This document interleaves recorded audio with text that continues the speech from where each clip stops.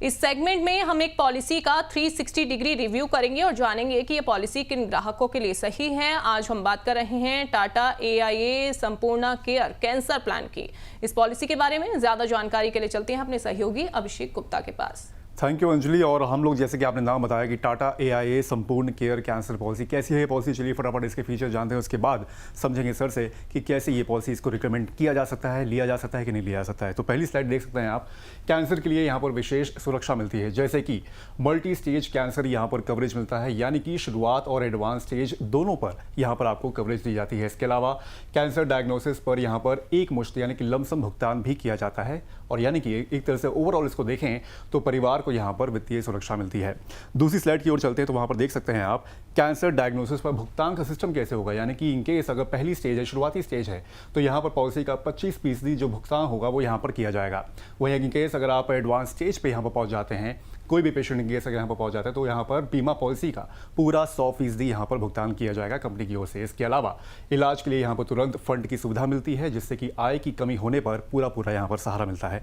Next slide की ओर जाते हैं, वहाँ पर देख सकते हैं एक मुश्त राशि या नियमित आय का भी यहाँ पर ऑप्शन होता है, यानी कि लमसम भुगतान का यहाँ पर तो ऑप्शन है ही। 5 साल तक आपको नियमित आय लेने की भी यहाँ पर फैसिलिटी दी जाती है इस पॉलिसी में। इलाज और रोज़मर्रा के खर्च में यहाँ पर ये जो पूरा जो पेमेंट किया जाएगा उसका आप इसमें यहाँ पर इस्तेमाल कर सकते हैं। इसके अलावा ज़रूरत के हिसाब से विकल्प चुनने का भी यहाँ पर ऑप्शन दिया जाता है, जैसे कि बताया कि लमसम और नियमित आय के हिसाब से आप अपना देख सकते हैं कि इन दोनों में से कौन से ऑप्शन आपके लिए बेटर रहेंगे। अगली स्लाइड की ओर बढ़ते हैं तो देखते हैं आप मेडिकल खर्च के लिए यहाँ पर निकासी की भी सुविधा दी जाती है। लॉक इन के बाद आंशिक निकासी की सुविधा है। इसके अलावा हेल्थ संबंधी खर्चों के लिए फंड का भी आप इस्तेमाल यहाँ पर कर सकते हैं। इसका मेडिकल इमरजेंसी में यहाँ पर एडिशनल एक तरह से सहारा मिल जाता है, जो आपको आंशिक निकासी की यहाँ पर सुविधा दी जाती है।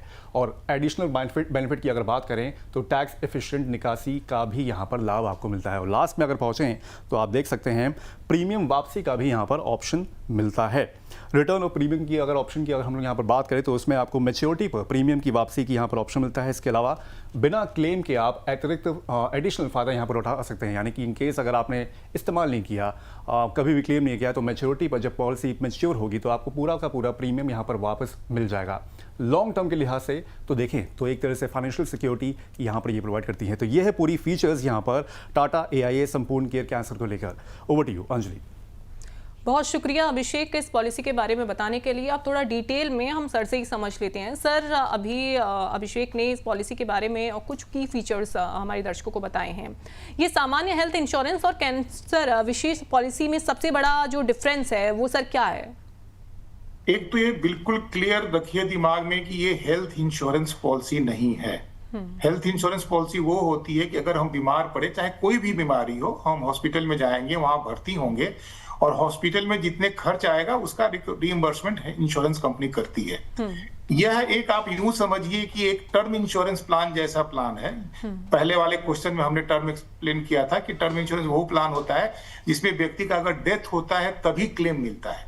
यह एक तरह से टर्म इंश्योरेंस प्लान है कि कैंसर के लिए, कि अगर आपको कैंसर, सिर्फ कैंसर बीमारी, नो नथिंग एल्स, कैंसर होता है, उस स्थिति में आपको यहाँ जैसा कि डिपेंड करता है कि इनिशियल स्टेज है या फाइनल स्टेज है, एडवांस स्टेज है, या इधर 25% या 100% का भुगतान मिलेगा। तो इसमें कहीं कोई कंफ्यूजन नहीं रहना चाहिए कि ये एक हेल्थ इंश्योरेंस प्लान है।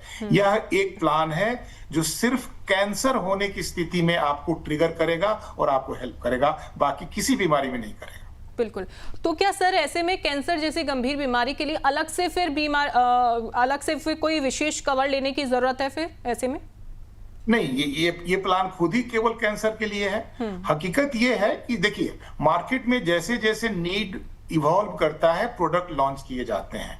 दुर्भाग्य ये है कि कैंसर बीमारी हमारे देश में काफी तेजी से बढ़ रही है और एक ऐसी बीमारी है जिसमें कि खर्च करने पे व्यक्ति के ठीक होने की संभावना रहती है। बहुत लोग रिकवर कर जाते हैं। इसलिए मार्केट में डिमांड है, खास करके मतलब बहुत संख्या, मेरे ख्याल से इंडिया में हर साल लगभग 15 लाख लोग कैंसर से सफर करते हैं। तो ये जो प्लान है, प्रोडक्ट है, वो सिर्फ कैंसर से होने वाली खतरा का प्रोटेक्शन दे रहा है, नथिंग एल्स। इसमें कोई सेविंग एलिमेंट नहीं है। हाँ, सेविंग एलिमेंट जो आपके मित्र ने बताया कि उसमें दो ऑप्शन है। एक है कि आप प्रीमियम दीजिए, कैंसर हुआ तो क्लेम मिलेगा, नहीं हुआ तो पॉलिसी खत्म हो जाएगी। दूसरा उसमें ऑप्शन ये है, जो ऑप्शन है आप ले सकते, जिसमें प्रीमियम फिर बढ़ जाएगा, कि अगर कैंसर नहीं हुआ तो 15-20 साल के बाद आपने जितना प्रीमियम आपने इंश्योरेंस कंपनी को दिया है वो आपको रिटर्न हो जाएगा। इस तरह की फैसिलिटी आपके टर्म इंश्योरेंस प्लान में भी होती है। इसे कहा जाता है return of premium term insurance plan. तो ये दो ऑप्शन है, लेकिन बिल्कुल क्लियर नहीं। मैं ये प्लान बहुत अच्छा है क्योंकि कैंसर की संख्या काफी बढ़ती जा रही है, तो इसको लेने में बुराई नहीं है, लिया जाना चाहिए, लेकिन ये एक नॉर्मल हेल्थ इंश्योरेंस प्लान नहीं है। बिल्कुल, तो नॉर्मल हेल्थ इंश्योरेंस प्लान नहीं है ये, आप इसे बिल्कुल नॉर्मल की तरह ना देखें। सर, कैंसर डायग्नोसिस के बाद एक मुश्त राशि और नियमित आय, दोनों ऑप्शन जो इसमें दिए गए हैं, वो कस्टमर को किस तरीके से मदद कर सकते हैं, ग्राहकों को? नहीं, नियमित आय से आप कंफ्यूज ना करें कि आपको कोई एक्स्ट्रा मनी मिलने जा रहा है। इसमें कहा गया है ना कि अगर आपको एडवांस शुरुआती कैंसर आया, मतलब इनिशियल स्टेज आया, तो आपने जितने की पॉलिसी ले रखी, मानिए आपने 1 करोड़ की पॉलिसी ले रखी है, तो आपको 25% क्लेम दिया जाएगा, यानी 25 लाख रुपया आपको दिया जाएगा। अब वो पैसा 25 लाख आप एक मुश्त लेना चाहती हैं कि उसी 25 लाख को आप स्टैगर्ड रूप में एक इनकम के रूप में लेना चाह रही है, क्योंकि हो सकता है कि आपकी नौकरी छूट जाए, आप बीमार घर पे बैठ जाएं, तो वो ऑप्शन है। लमसम लीजिए तो लमसम हो गया, आप उसको स्टैगर्ड लेंगी तो एक तरह से आपके लिए रेगुलर इनकम हो गया।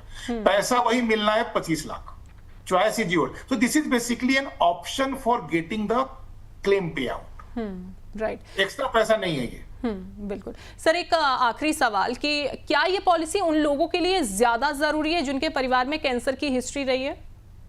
बिल्कुल, क्योंकि कैंसर के बारे में ये कहा जाता है कि वो मतलब जनरेशन में शिफ्ट करने की संभावना होती है, तो उन लोगों को तो बिल्कुल लेना चाहिए। वैसे तो हम में सभी को लेना चाहिए, डिपेंडिंग अपॉन कि हमारी फाइनेंशियल स्थिति क्या है, कैसी है। क्योंकि नॉर्मली क्या होता है मैडम कि हम जब हेल्थ इंश्योरेंस प्लान लेते हैं, जैसे मैंने खुद ही कहा कि मेरा जो बेस हेल्थ पॉलिसी वो 7.5 लाख रुपए का है, 5 लाख उसमें बोनस है, तो 12 लाख का कवर है मेरे पास। लेकिन एक कैंसर अगर हो जाए तो 30, 35, 40, 50 लाख रुपए तो खर्च होने ही होने हैं, तो फिर बाकी पैसा कहां से आएगा? सेविंग तोड़ना पड़ेगा।